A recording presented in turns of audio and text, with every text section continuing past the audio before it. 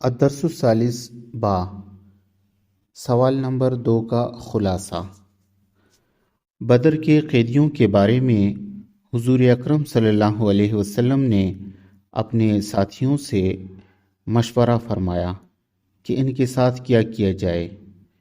بعض صحابہ کرام کی رائے یہ تھی کہ انہیں قتل کر دیا جائے تاکہ کفر کا زور ٹوٹ جائے، جبکہ اکثر کی رائے یہ تھی کہ ان قیدیوں کو مالی معاوضہ لے کر رہا کر دیا جائے۔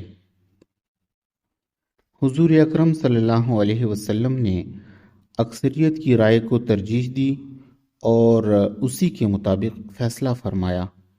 چنانچہ ان قیدیوں کو مالی معاوضہ لے کر رہا کر دیا گیا۔